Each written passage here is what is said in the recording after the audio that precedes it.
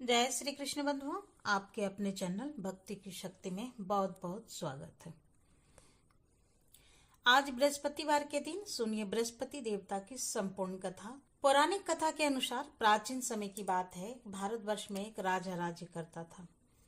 वो बड़ा प्रतापी और दानी था। वो नित्य प्रति मंदिर में भगवान के दर्शन करने जाता था और वो ब्राह्मण और गुरु की सेवा किया करता था। उसके द्वार से कोई भी याचक निराश होकर नहीं लौटता था। वो प्रत्येक गुरुवार को व्रत रखता और पूजन करता था। हर दिन गरीबों की सहायता करता था। परंतु यह सब बातें उसकी रानी को अच्छी नहीं लगती थी। वह न तो व्रत करती थी और न किसी को भी एक पैसा दान में देती थी और राजा से भी ऐसा करने को मना किया करती थी। एक समय की बात है कि राजा शिकार खेलने वन को चले गए थे और घर पर रानी और दासी थी। उसी समय गुरु बृहस्पति साधु का रूप धारण करके राजा के दरवाजे पर भिक्षा मांगने आए। साधु ने रानी से भिक्षा मांगी तो वह कहने लगी, हे साधु महाराज, मैं इन दान पुण्य से तांग आ गई हूँ। इसे कार्य के लिए तो मेरे पतिदेव ही बहुत हैं। अब आप ऐसी कृपा करें कि हमारा धन नष्ट हो जाए, मैं आराम से रह सकूं। साधु रूपे बृहस्पति देव ने कहा, हे देवी, तुम तो बड़ी विचित्र हो। संतान और धन से कोई दुखी नहीं होता।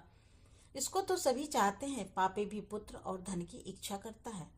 अगर तुम्हारे पास धन अधिक है तो भूखे मनुष्यों को भोजन कराओ, प्याऊ लगाओ, ब्राह्मणों को दान दो, धर्मशालाएं बनवाओ, कुआं, तालाब, बावड़ी, बाग बगीचे आदि का निर्माण कराओ तथा निर्धनों की कुमारी कन्याओं का विवाह कराओ और यज्ञ आदि करो। इस प्रकार के कर्मों से आपके कुल का और आपका नाम प्रलोक में सार्थक होगा और स्वर्ग की प्राप्ति होगी। किंतु रानी साधु की इन बातों से खुश नहीं हुई। उसने कहा, हे साधु महाराज, मुझे ऐसे धन की बिल्कुल आवश्यकता नहीं जिसको मैं अन्य लोगों को दान दूं या जिसको रखने और संभालने में ही मेरा सारा समय नष्ट हो जाए। तब साधु ने कहा, हे देवी, अगर तुम्हारी ऐसी इच्छा है तो जैसा मैं तुम्हें बताता हूँ तुम वैसा ही करना। बृहस्पतिवार के दिन घर को गोबर से लिपना, अपने केसों को पीली मिट्टी से धोना, राजा से कहना वह दाढ़ी कटवाए, भोजन में मांस मंदिरा खाना, कपड़ा धोबी के यहाँ धुलने देना। इस प्रकार 7 बृहस्पतिवार करने से तुम्हारा धन नष्ट हो जाएगा। ऐसा कहकर साधु महाराज रूपी बृहस्पति देव अंतर्ध्यान हो गए। रानी ने साधु के कहे अनुसार 7 बृहस्पतिवार तक वैसा ही करने का विचार किया। साधु के बताए अनुसार कार्य करते हुए केवल 3 बृहस्पतिवार ही बीते थे कि उसकी समस्त धन संपत्ति नष्ट हो गई। भोजन के लिए दोनों समय परिवार तरसने लगा तथा सांसारिक भोगों से दुखी रहने लगा। तब वह राजा रानी से कहने लगा, हे रानी, तुम यहाँ पर रहो, मैं दूसरे देश को जाता हूँ, क्योंकि यहाँ पर मुझे सभी मनुष्य जानते हैं, इसलिए मैं यहाँ पर कोई कार्य नहीं कर सकता। मैं प्रदेश जा रहा हूँ, वहाँ कोई काम धंधा करूँगा, शायद हमारे भाग्य बदल जाए।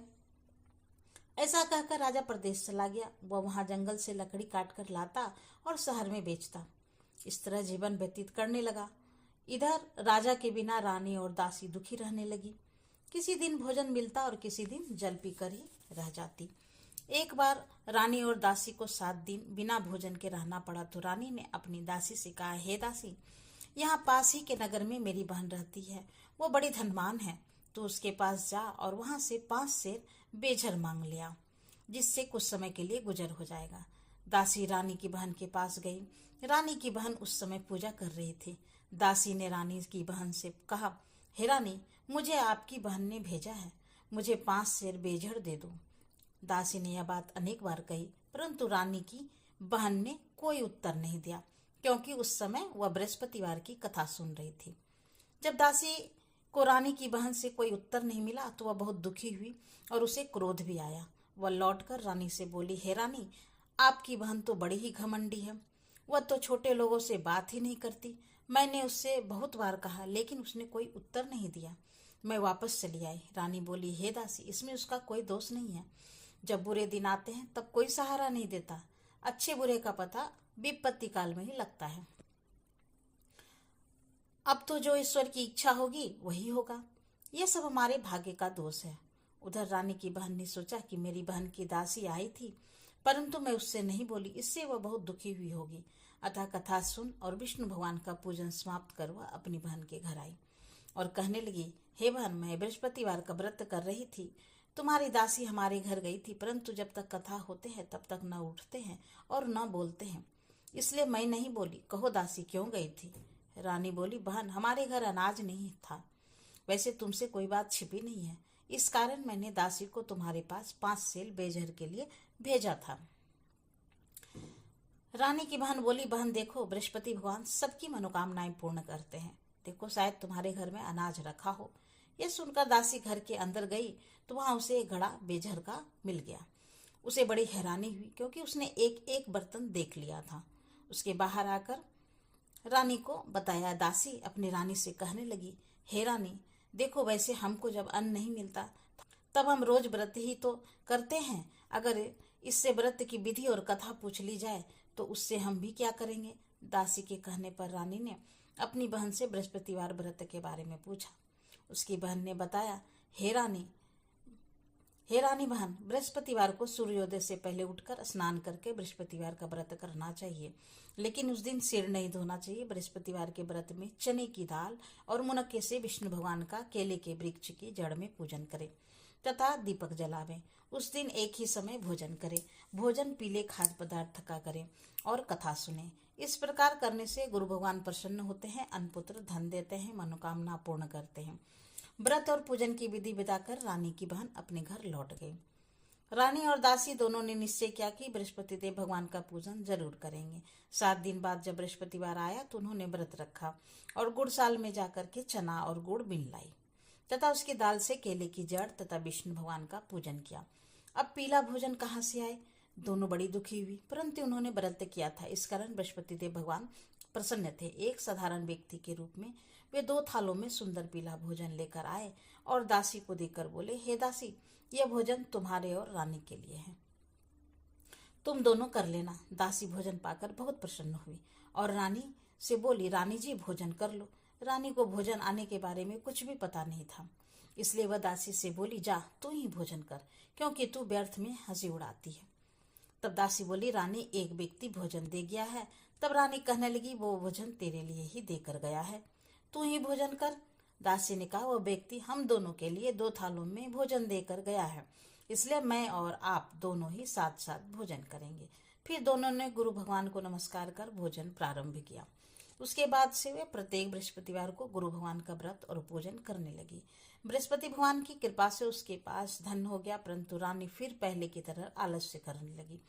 तब दासी बोली, देखो रानी, तुम पहले भी इस प्रकार आलस्य क्या करती थी। तुम्हें धन रखने में कष्ट होता था, इस कारण सभी धन नष्ट हो गए।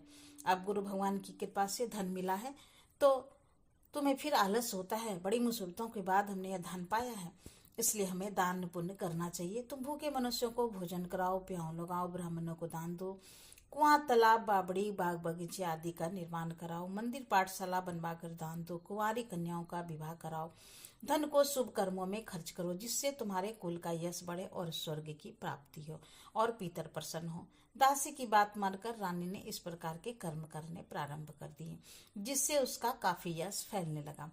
एक दिन रानी और दासी आपस में विचार करने लगे कि ना जाने राजा किस दशा में होंगे।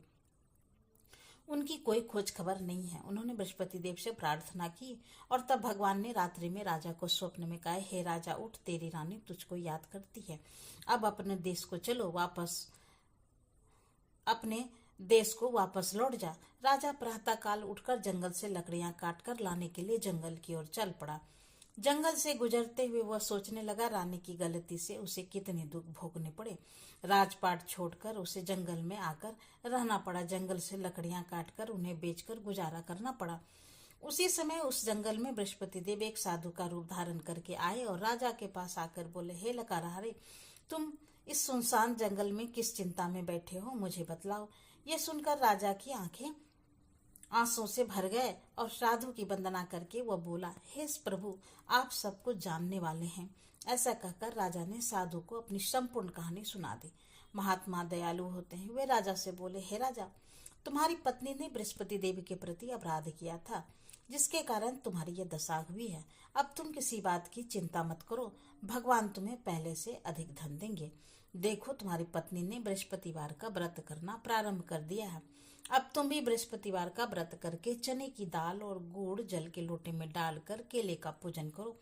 फिर कथा कहो या सुनो, भगवान तुम्हारी सब मनोकामनाएं पूर्ण करेंगे।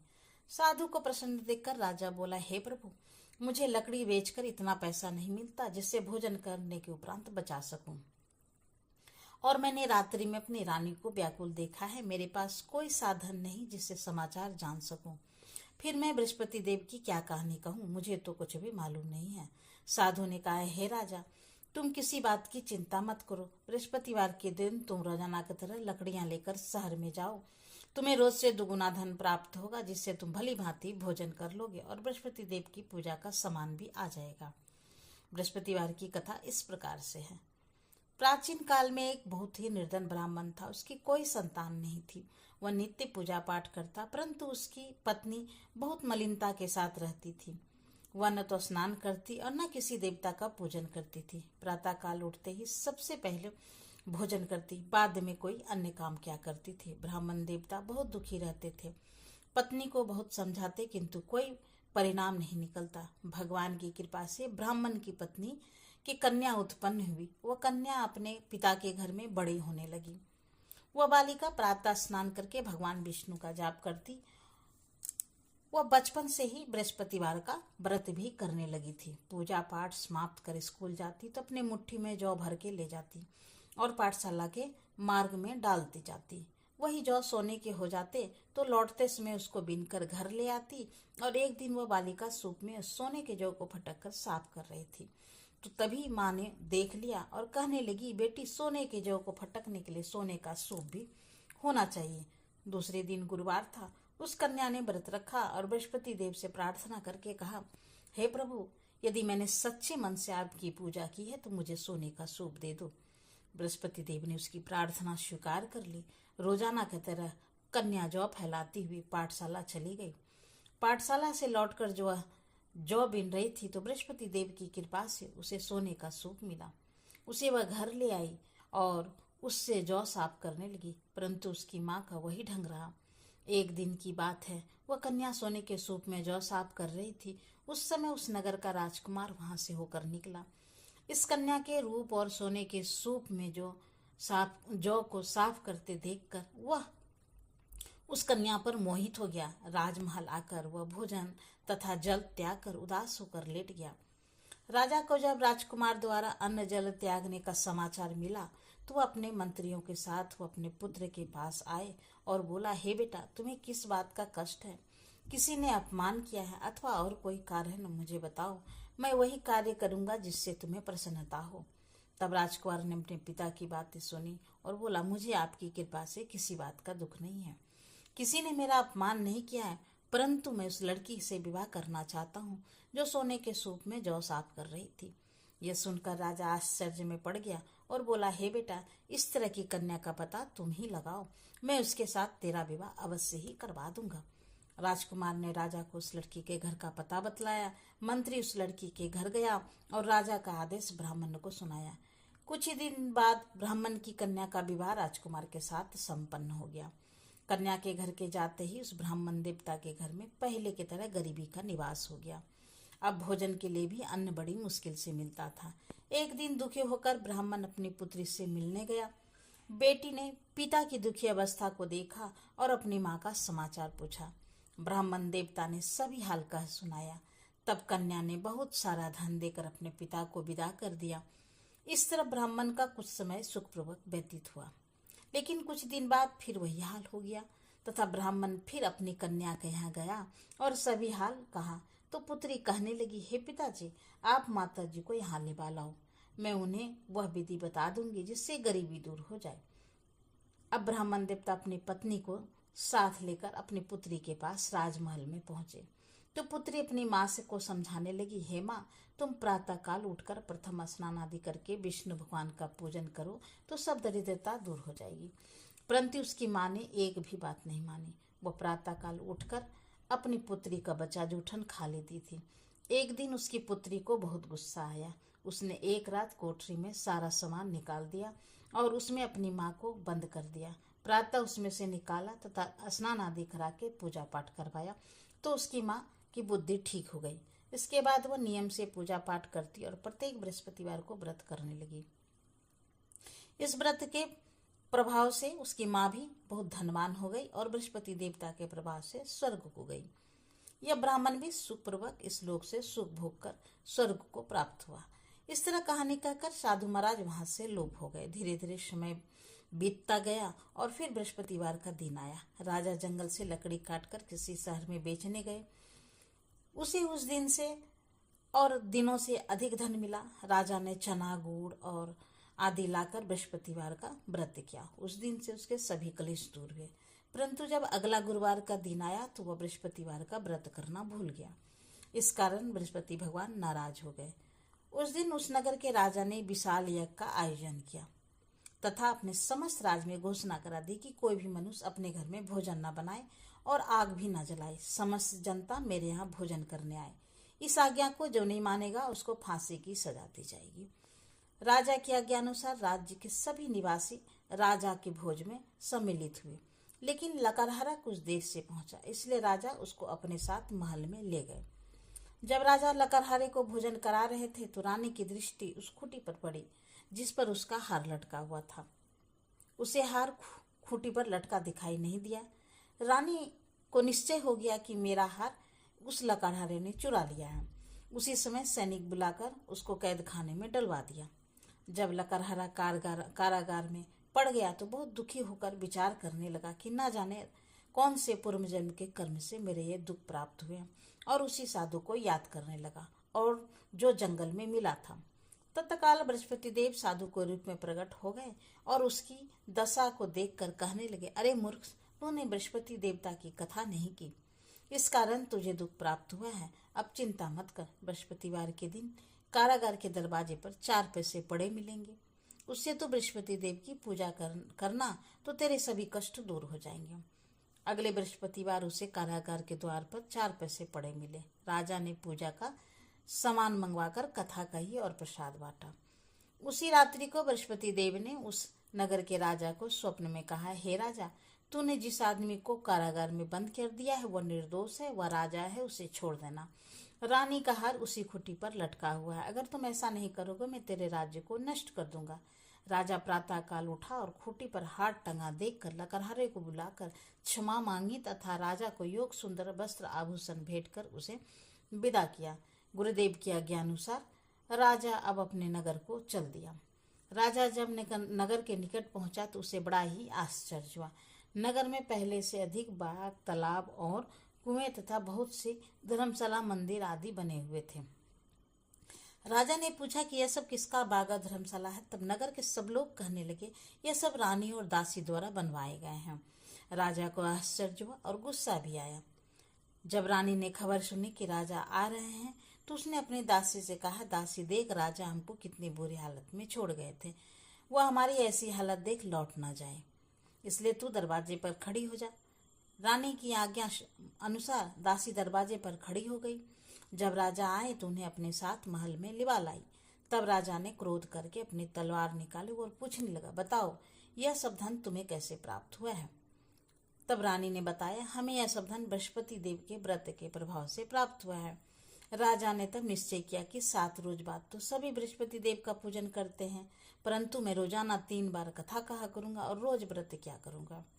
अब हर समय राजा के दुपट्टे में चने की दाल बंधी रहती तथा दिन में 3 बार यह कथा कहता। और एक दिन राजा ने विचार किया कि चलो अपने बहन के यहाँ हो आवे। इस तरह का निश्चय कर राजा घोड़े पर सवार होकर अपनी बहन के यहाँ चल पड़ा। रास्ते में उसने देखा कि कुछ आदमी एक मुर्दे को लिए जा रहे हैं। उन्हें रोककर राजा कहने लगे, अरे भाइयों, मेरी बृहस्पतिवार की कथा सुन लो। वे बोले, लो, हमारे आदमी मर गए हैं, इसको अपनी कथा की पड़ी है। परंतु कुछ आदमी बोले, अच्छा कहो, हम तुम्हारी कथा भी सुनेंगे। राजा ने दाल निकाली और कथा कहनी शुरू कर दी। जब कथा आधी हुई तो मुर्दा हिलने लग गया और जब कथा समाप्त हुई तो राम राम करके वह मनुष्य खड़ा हो गया। राजा आगे बढ़ा और उसे चलते चलते शाम हो गया। आगे मार्ग में उसे किसान खेत में हल चलाता मिला। राजा उससे बोला, अरे भैया, तू बृहस्पतिवार की कथा सुन लो। किसान बोला, जब तक मैं तेरी कथा सुनूंगा तब तक 4 हरैया जोत लूंगा। जा अपनी कथा किसी और को सुनाना। राजा आगे चलने लगा।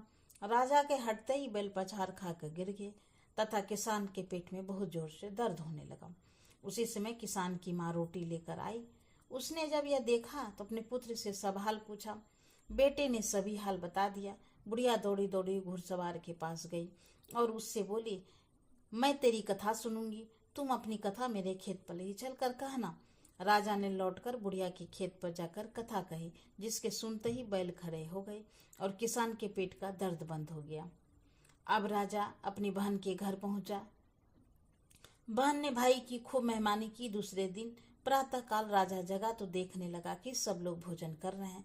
राजा ने अपनी बहन से पूछा, ऐसा कोई मनुष्य है जिसने भोजन न किया हो? मेरी बृहस्पतिवार की कथा सुन ले। तो बहन बोली, हे भैया, यह देश ऐसा ही है। पहले यहाँ लोग भोजन करते हैं, बाद में अन्य काम क्या करते हैं। अगर कोई पड़ोस में हो तो देखाती हूँ। ऐसा कहकर बहन देखने चली गई, परंतु उसे कोई ऐसा व्यक्ति नहीं मिला जिससे भोजन नहीं किया हो। फिर वह एक कुम्हार के घर गया जिसका लड़का बीमार था। उसे पता चला कि उसके यहाँ 3 दिन से किसी ने भोजन नहीं किया है। रानी ने अपने भाई की कथा सुनने के लिए कुम्हार से कहा तो वह तैयार हो गई। तब राजा ने जाकर बृहस्पतिवार की कथा कही, जिसको सुनकर उसका लड़का ठीक हो गया। अब तो राजा की प्रशंसा होने लगी। एक दिन राजा ने अपनी बहन से कहा, हे बहन, अब मैं अपने घर जाऊंगा, तुम भी तैयार हो जाओ। राजा की बहन ने अपनी सास से अपने भाई के साथ जाने की आज्ञा मांगी तो सास बोली, चली जा, परंतु अपने लड़कों को मत ले जाना, क्योंकि तेरे भाई को कोई संतान नहीं होती है। बहन ने अपने भाई से कहा, भैया मैं तो चलूंगी, परंतु कोई बालक नहीं जाएगा। राजा ने कहा, जब कोई बालक ही नहीं चलेगा तब तुम ही जाकर क्या करोगी? फिर दुखी मन से राजा अपने नगर को लौट आया। राजा ने अपनी रानी से कहा, हम निसंतान हैं, इसलिए हमारे घर आना कोई पसंद नहीं करता है। हम निर्वंशी राजा हैं। ऐसा कहकर वह बिना भोजन आदि किए सैया पर लेट गया। रानी बोली, हे प्रभु, बृहस्पति देव ने हमें सब कुछ दिया है, वे हमें संतान भी अवश्य देंगे। उसी रात बृहस्पति देव ने राजा को स्वप्न में कहा, हे राजा, उठ, सभी सोच को त्याग दे, तेरी रानी गर्भ से है। राजा को यह जानकर बड़ी प्रसन्नता हुई। 9वें महीने में उसके गर्भ से एक सुंदर पुत्र पैदा हुआ। जब राजा की बहन ने यह शुभ समाचार सुना तो बहुत खुश हुई तथा बधाई लेकर अपने भाई के यहाँ आई। तभी रानी ने कहा, घोड़ा चढ़कर तो नहीं आई, गधा चढ़ी आई। राजा की बहन बोली, भाई, मैं इस प्रकार न कहती तो तुम्हें संतान कैसे मिलते? बृहस्पति देव ऐसे हैं, जिसके मन में जो कामनाएं रहती है सभी को पूर्ण करते हैं।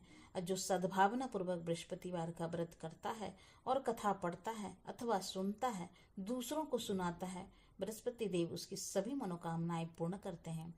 बृहस्पति देव उनकी सदैव रक्षा करते हैं। जो संसार में सद्भावना और सच्चे मन से बृहस्पति देव का पूजन करते हैं, उसकी सभी मनोकामनाएं उसी प्रकार पूर्ण होती है जैसे रानी और राजा ने बृहस्पति देव की कथा का गुणगान किया। उसकी सभी इच्छाएं बृहस्पति देव ने पूर्ण की। मनुष्य को हृदय से उसका मनन करते हुए जय जयकार करना चाहिए। प्रेम से बोली बृहस्पति भगवान की जय। तो कथा यहीं पर समापन होती है।